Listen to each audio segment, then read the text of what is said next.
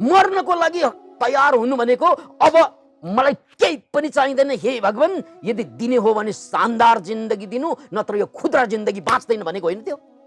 यदि पागल भएर लक्ष्मीप्रसाद जन्मिने हो भने यो छुसी जिन्दगी किन बाँचिरहेको? जुन दिनमा हामी मर्न तयार हुन्छौँ आवश्यक परेको खण्डमा, त्यही बेला मात्रै सुरुवात हुन्छ हाम्रो जीवनको। सबैले तपाईलाई किन हेप्यो भन्ने कहिल्यै प्रश्न गर्नुभयो? मलाई सबैले किन हेप्छ भन्ने प्रश्न कहिल्यै गर्नुभयो? हामी त त्यो हेप्ने मान्छेलाई मुखा हान्दिन खोज्छौँ, त्यो हेप्ने मान्छेसँग जाइ लाग्छौँ, उनीहरू आइ लाग्छ, हामी जाइ लाग्छौँ। इँटको जवाफ पत्थर। यही होइन हाम्रो बानी? त्यसकारण प्रश्न गर्नुस् त, मलाई हेपेको कारणले दुःख त भएको हो, तर यो कारण बोक्रे कारण। के कारण हो? बोक्रे कारण। यो सतही कारण हो, यो म्याक्रो लेभलको कारण हो, सूक्ष्म कारण। मलाई सबैले ठग्छ, मलाई सबैले धोका दिन्छ। हो, तपाईलाई धोका दिएकै हो, मान्छु। तपाईलाई सबैले ठग्न खोजेकै हो, मान्छु। तपाईलाई सबैले अपमान गर्न खोजेकै हुन्छ, मान्छु। तर यो कुरा तपाईमाथि किन खनिन्छ? त्यसको कारण त होला। त्यो कारण अविद्या, मूल कारण अविद्या हो। शाखा कारणहरू थुप्रै छन्। म दुखी हुनुको कारण मेरा बाबा आमा, यिनीहरूलाई मैले केही गर्न सकिनँ। मान्छे भएर चाहिँ यो आमा बाबालाई मैले सुखी नै पार्न सकेन। कति मान्छे यसरी पनि दुखी भइदिन्छन्। Can you imagine? मलाई झट्टै याद आएको नेपोलियन बोनापार्टको एउटा प्रसङ्ग छ। भविष्यमा सम्राट हुने मान्छे, अहिले उनी सिपाही हुन् र आमा साह्रै दुखी अवस्थामा थिइन् र पैसाको अभावमा दुःख भइरहेको। अनि पैसा पठाइदिउ न बाबु मलाई भनेर चिठी आउँछ। नेपोलियनको हातमा चिठी पर्ना साथ आँखाबाट आँसु धारा बग्छ, किनकि आमालाई पठाउने पैसा उनीसँग थिएन, किनकि उनी मात्र सिपाही थियो त्यो बेला।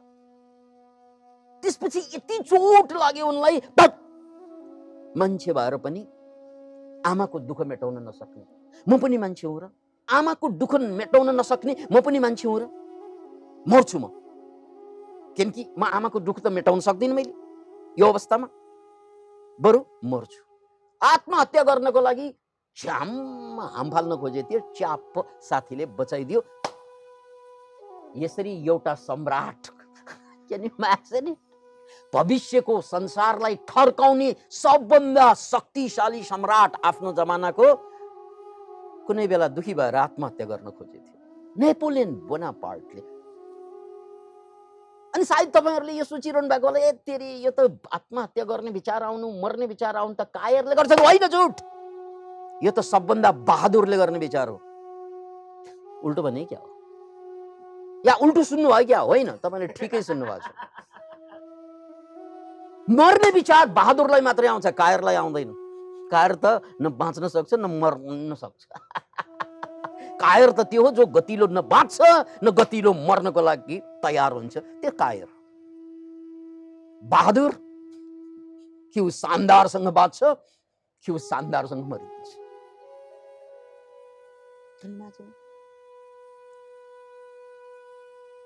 नेपोलियन बोनापार्टलाई साक्षी राख्दैछ है, भविष्यको सम्राट यिनी, अहिले सिपाही।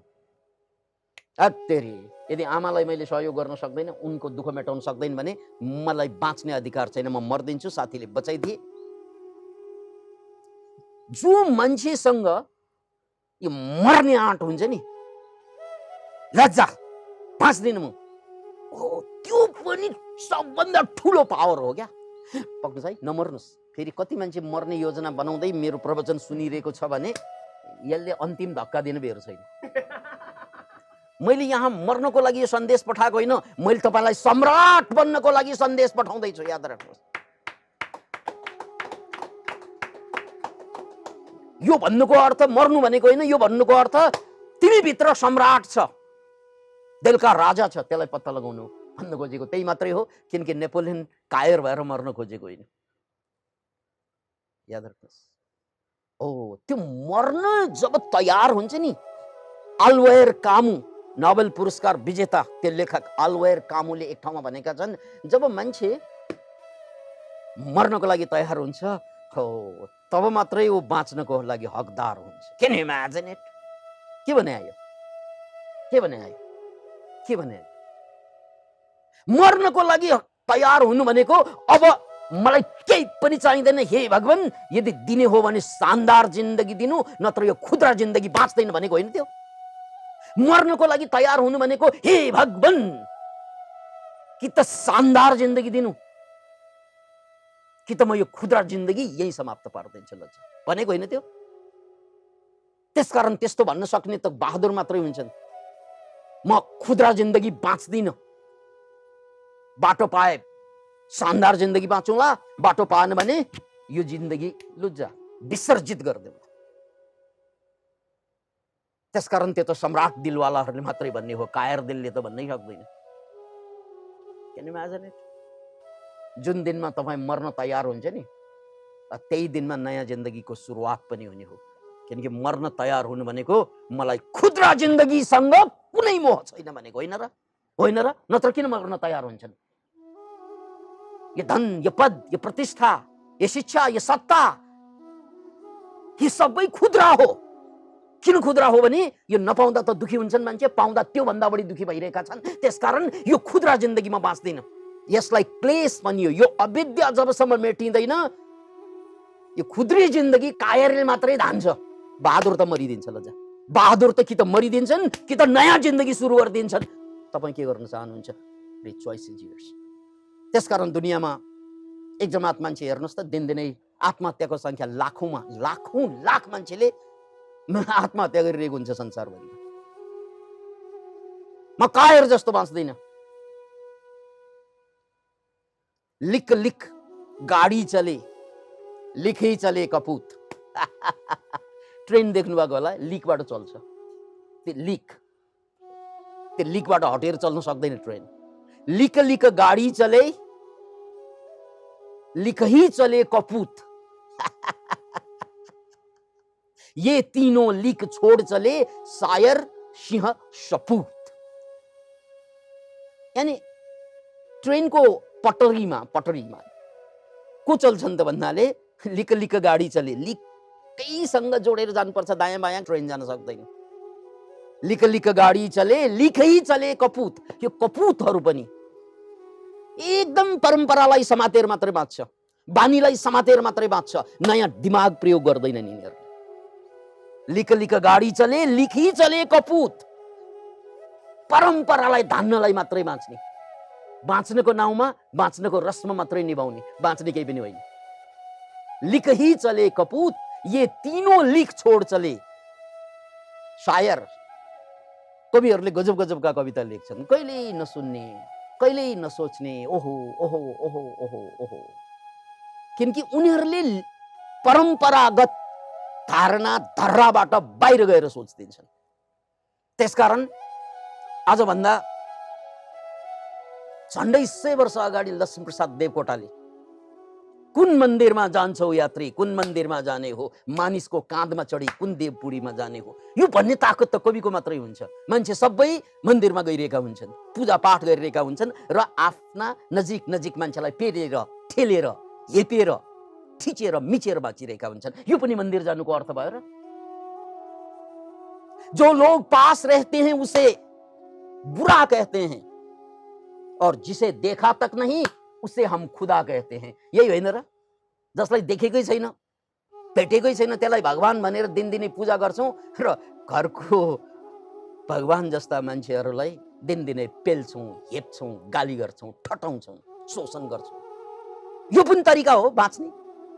त्यही हो, लिक लिक गाडी चले, लिखै चले कपूत। यो कपूतहरूको काम हो। सुपुत होइन, सपुत होइन, यो कुपुत हो, कुपुत्र हो। यिनीहरूले मात्रै परम्परा समात्छन्। ये तीनों लिख छोड चले। शायर भनेको कवि। Can you imagine it? Laxmi Prasad Devkota चाहिँ सडकमा हिँड्दाखेरि कुनै बेला तलब आएको दिन पर्यो भने मासु किनेर ल्याउँथे, अरे मासु बोकेर आउँथे। अनि बाटोमा जो भेट्थे, मेरो घरमा आज चाहिँ पार्टी छ आउनु है, सबैलाई बोलाएर। त्यसकारण उनलाई मान्छेले पागल पनि भन्छन्। शानदार जिन्दगीको पागल। यदि पागल भएर लक्ष्मीप्रसाद जन्मिने हो भने यो छुसी जिन्दगी किन बाँचिरहेको? प्रश्न सोध्नुहोस् त। यदि पागल भएर लक्ष्मीप्रसाद देवकोटा जन्मिने हो भने म यो सधैँ जीवन बाँच्नुको कुनै अर्थ भयो? ऊ पागल भएर महापुरुष, म सधैँ भएर बेवकूफ। मेरो सधैँ हुनुमा कमजोरी छ, बेवकूफी छ, नादानी छ। उसको पागल हुनुमा महानता छ। उसको पागलपन ठुलो हो या मेरो सधैँपन चाहिँ ठुलो हो? अब आफै सोच्नुहोस् त। यस्तो छुसीहीन जिन्दगी बाँच्नु सधैँ भएर या लक्ष्मीप्रसाद देवकोटा जस्तै पागल भएर बाँच्नुमा कुनमा शानदार जिन्दगी छ? एकचोटि दिलमा हात राख्नुहोस्, नभए दिमागैमा हात राखेर सोच्नुहोस् त।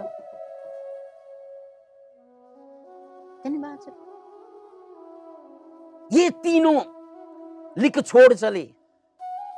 को ये तीनों लिख छोड़ चले। शायर, कविले तपाईले सोचे जस्तो सोच्नुहुन्न।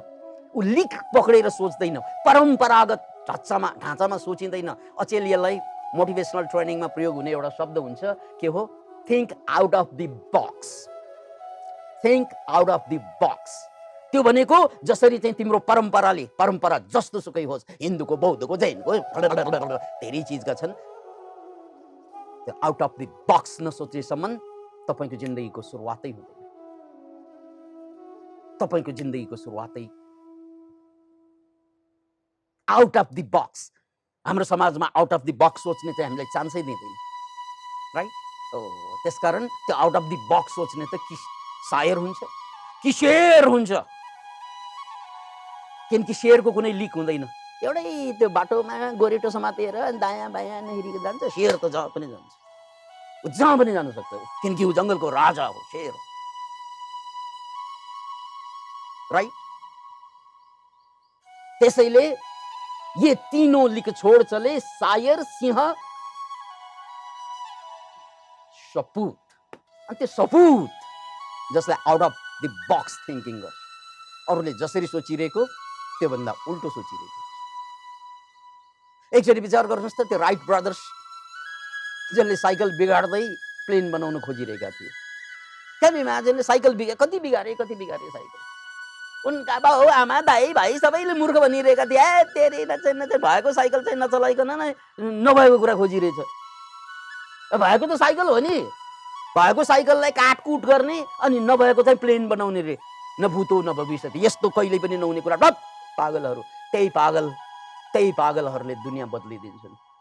यो सिधा सादा भनेका, सोझा सादा, हामी त सामान्य मान्छे, यिनीहरू त जन्मेकै छैन।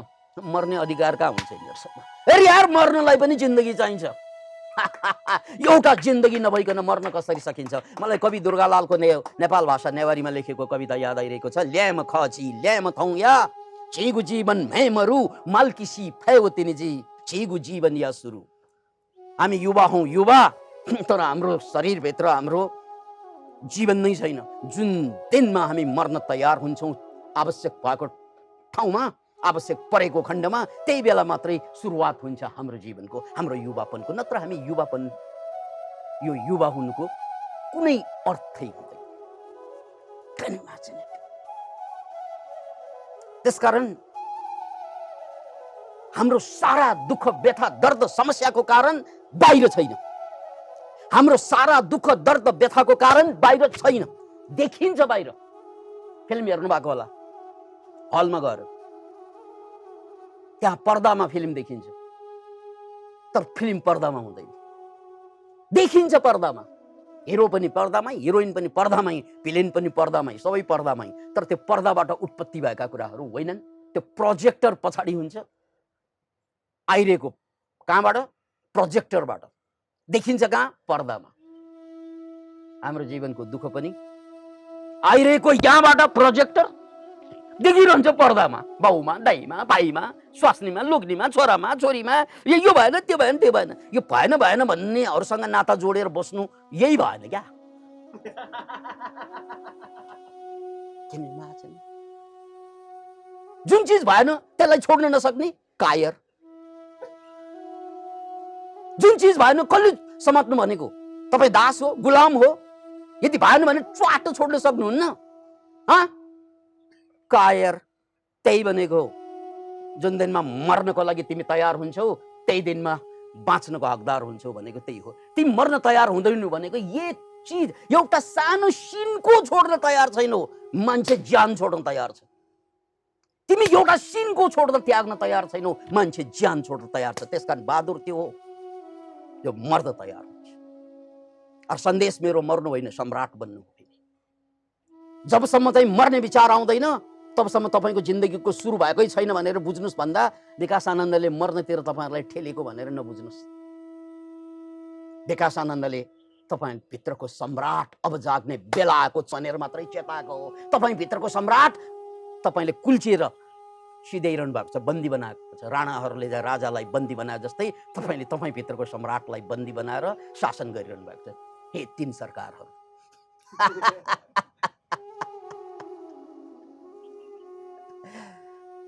त्यसकारण यो सारा दुःख, दर्द, समस्या बाहिरबाट आइरहेको देखिन्छ, फिल्म पर्दामा देखिए जस्तै वास्तवमा त्यो आइरहेको हुन्छ अर्कै ठाउँबाट।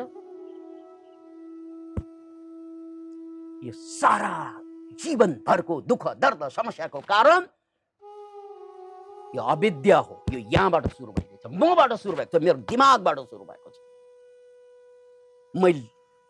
मैले बुझ्नुपर्छ आफूलाई।